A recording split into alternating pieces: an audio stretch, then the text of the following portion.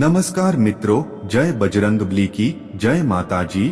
મિત્રો, તમારા ઉપર ઋણ ગમે તેટલું મોટું કેમ ન હોય કે દેવું થઈ ગયું હોય કે તમે આર્થિક રીતે અને બધી જ રીતે ભાંગી પડ્યા હો, તો આજના આ વિડીયોને અંત સુધી જરૂર જોજો, કેમ કે મિત્રો આજના વિડીયોમાં અમે તમને એવા સટીક અને ચોક્કસ અસર કરે તેવા ઉપાયો વિશે જણાવવા જઈ રહ્યા છીએ। જો તમે આ ઉપાયોમાંથી કોઈ પણ એક ઉપાયને અનુસરો છો તો તમારી આર્થિક પરિસ્થિતિની સમસ્યાઓ ટૂંક સમયમાં ઉકેલાઈ જશે અને તમારું ઋણ જલ્દી જ ઉતરી જશે। મિત્રો, આ ઉપાયો કરશો તો નિશ્ચિતપણે તમે એ દેવાથી મુક્ત થઈ જશો।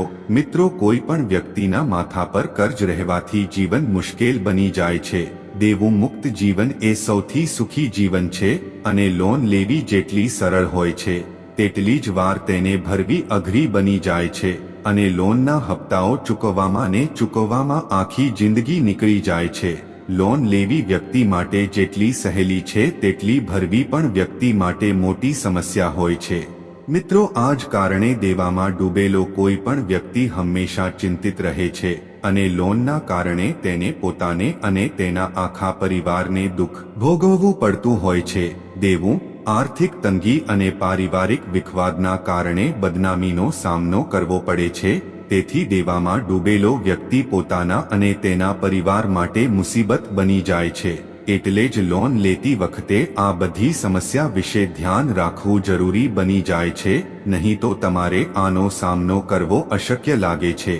મિત્રો, હંમેશા ધ્યાનમાં રાખો કે તમારે ક્યારે મંગળવાર અથવા શનિવારે લોન ન લેવી જોઈએ, કારણ કે આ દિવસે લીધેલી લોન ચૂકવવામાં ઘણી મુશ્કેલી આવી શકે છે। શનિવારે લીધેલો કર્જ ક્યારે સમાપ્ત નથી થતો।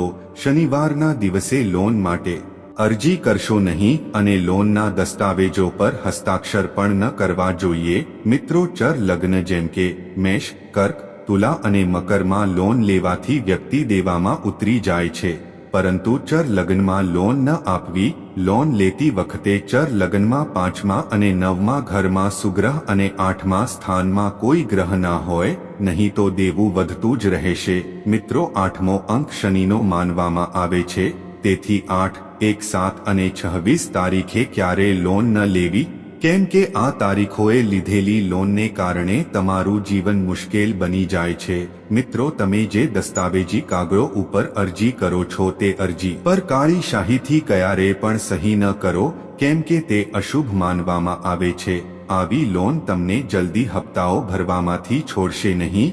જો તમારે લોન લેવી હોય તો સોમવાર, બુધવાર અથવા શુક્રવારે જ લોન લેવાનો પ્રયાસ કરો, કેમ કે આ દિવસોમાં ચૂકવણી ખૂબ જ ઝડપથી થઈ જાય છે અને નાણાં ચૂકવવામાં કોઈ મોટી સમસ્યા નથી આવતી। મિત્રો, જ્યારે પણ લોન માટે અરજી કરતી વખતે, સહી કરતી વખતે હંમેશા તમે પહેલા ભગવાનને યાદ કરો અને તમારા ઈષ્ટ દેવી દેવતાઓને યાદ કરો। તેમને પ્રાર્થના કરો અને કહો કે હે ભગવાન, હે ઈષ્ટદેવ દેવી દેવતાઓ, આ પૈસા તમારા છે અને હું પણ તમારો છું। આ લોનના નાણાં ચૂકવવામાં મને મદદ કરજો, મારી સહાયતા કરજો, જેથી કરીને મારી અને મારા પરિવારની ઇજ્જત સચવાઈ રહે। તમારે જ મારા બાવડે બળ આપવાનું છે, તેથી હું આપને નમન વંદન કરું છું કે મેં જે કાર્ય માટે આ નાણાં લીધા છે તે કાર્ય મારું સફળ થાય। મિત્રો, આ રીતે પ્રાર્થના કરવાથી ચોક્કસથી આવા ઋણમાંથી ઝડપથી છુટકારો મળી જાય છે, પરંતુ ઘણી વખત વ્યક્તિ દેવામાં ખરાબ રીતે ફસાઈ જાય છે અને કોર્ટના કેસોમાં ફસાઈ જાય છે। જો આવું કંઈક થાય તો તમારે કેટલાક ઉપાયો કરવા જોઈએ। દેવામાંથી મુક્તિ મેળવવી સરળ નથી, પરંતુ મુશ્કેલ પણ નથી। દેવું કેટલું પણ મોટું કેમ ન હોય, ચોક્કસપણે ઉતરી જશે। તો આજના વિડીયોમાં અમે તમને દેવાથી મુક્તિ મેળવવાના કેટલાક સરળ ઉપાયો જણાવીશું। કેટલાક ઉપાય જે પાનમાં પ્રયોગ થાય છે તે પત્તાને લઈને તમે કરી શકો। આગળ વધતા પહેલા મિત્રો, અમે તમને આજના આ વિડીયોને લાઈક કરવા વિનંતી કરીએ છીએ, તેમજ કૃપા કરીને તમારા મિત્રો સાથે શેર કરો અને જો તમે હજી સુધી ચેનલને સબસ્ક્રાઇબ ન કરી હોય તો ચેનલને સબસ્ક્રાઇબ કરો અને બેલ આઇકોન દબાવો। મિત્રો, નાગરવેલના પાનને હિન્દુ ધર્મ લગભગ બધા જ કાર્યોમાં શુભ માનવામાં આવે છે અને સ્કંદ પુરાણ અનુસાર સમુદ્ર મંથનના સમયે પ્રથમ વખત નાગરવેલના પાનનો ઉપયોગ કરવામાં આવ્યો હતો। ત્યારથી દરેક શુભ કાર્યમાં તેનો ઉપયોગ થવા લાગ્યો. કોઈ પણ પૂજા અર્ચના શુભ કાર્યમાં તેનો સમાવેશ ચોક્કસપણે થાય છે. જ્યોતિષશાસ્ત્ર અને ઉપાયોમાં પણ તે ખૂબ જ અસરકારક માનવામાં આવે છે. એવું માનવામાં આવે છે કે બુધ ગ્રહ નાગરવેલના પાન સાથે ઊંડો સંબંધ ધરાવે છે. તે નાણાકીય સમસ્યાઓ પણ દૂર કરે છે. જો તમે સંપૂર્ણપણે દેવામાં ડૂબી ગયા હોવ તો લાગે છે કે કોઈ રસ્તો નથી. તમામ પ્રયત્નો કરવા છતાં પણ ઋણમાંથી મુક્તિ મેળવવા માટે જો તમને સફળતા ન મળી રહી હોય તો પાનનો આ ઉપાય તમારા જીવનમાંથી બધી સમસ્યાઓ દૂર કરી દેશે. આ ઉપાય કરવા માટે એક આખું પાન લો, એટલે કે જે ચોખ્ખું અને ફાટેલું ન હોય. તમારે એક પાન લેવાનું છે, તેના પર 2 લવિંગ અને 1 એલચી રાખવાનું છે. હવે આ પાનને ફોલ્ડ કરીને પાનનું બીડું બનાવી લો અને મંગળવારે સાંજે સ્નાન કર્યા પછી સ્વચ્છ કપડાં પહેરો. હનુમાનજીના મંદિરમાં જાઓ અને તેમને આ પાન બીડું અર્પિત કરી દો. મિત્રો, 3 મહિના સુધી સતત દર મંગળવારે આ પ્રયોગ કરો. મિત્રો, જો તમે હનુમાનજીને માનો છો તો સાચા હૃદયથી જય જય બજરંગ બલી કોમેન્ટ બોક્સમાં ચોક્કસથી લખજો. જો તમે કોઈ પણ મંગળવારે જાતે જઈ શકતા નથી તો તમારા તરફથી કોઈ અન્ય વ્યક્તિ પણ આ ઉપાયને કરી શકે છે. આ દિવસે તામસિક પદાર્થોનું સેવન ન કરો. પવિત્રતા જાળવો. ટૂંક સમયમાં તમને દેવું ચૂકવવાના સરળ રસ્તાઓ તમારી સામે આવશે. સરળતાથી તમે દેવામાંથી મુક્તિ મેળવી શકો છો. યાદ રાખો, હનુમાનજીના આશ્રયમાં જે આવી ગયું, હનુમાનજી તેમનો બેડો પાર કરે છે, તમારી બધી સમસ્યાઓ દૂર કરે છે.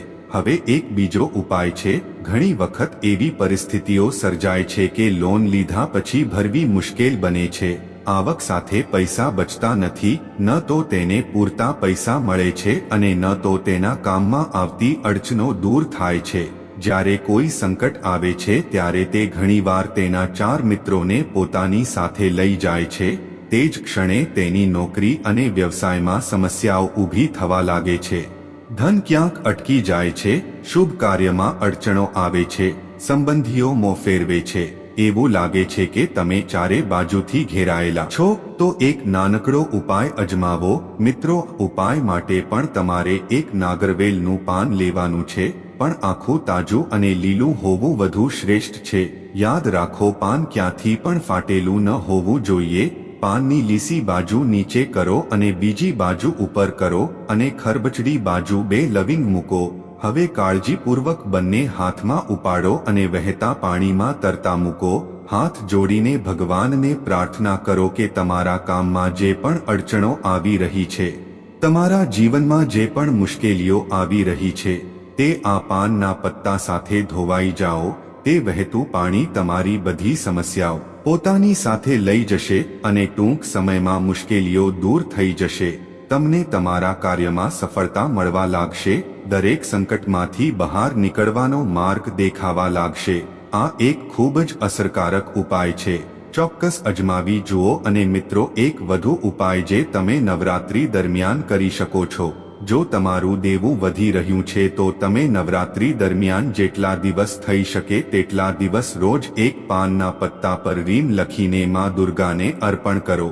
નવમીના દિવસે તે પાનના પત્તાઓને તમારી તિજોરીમાં રાખો. અને એક નાનો ઉપાય જણાવું છું. તમે પોતે અથવા તમારા ઘરનો કોઈ પણ સદસ્ય, કોઈ મહિલા સદસ્ય પણ તમારા બદલામાં કરી શકે છે આ ઉપાય. પરંતુ મહિલાઓએ હનુમાનજીને સ્પર્શ ન કરવો જોઈએ. ઋણમાંથી મુક્તિ મેળવવા માટે મંગળવારની રાત્રે ખાસ ઉપાય કરવામાં આવે છે. ઉપાયના દિવસે મીઠું ન ખાવું. તમે ફરારી મીઠું ખાઈ શકો છો. લસણ અને ડુંગળી વગરનું ભોજન ખાઓ. આ દિવસે રાત્રે સ્નાન કર્યા પછી તમારે આ ઉપાય રાત્રે 11 થી 1 વાગ્યાની વચ્ચે કરવાનો છે. રાત્રે ચારે બાજુ શાંતિ રહે છે અને તમે સરળતાથી ભગવાન સાથે જોડાઈ શકો છો. ઘરમાં હનુમાનજીની સામે તમે આસન પાથરીને બેસી જાઓ. હનુમાનજીને દીવો પ્રગટાવો, લાલ પુષ્પ અર્પણ કરો અને પછી 11 વાર હનુમાન ચાલીસાનો પાઠ કરો.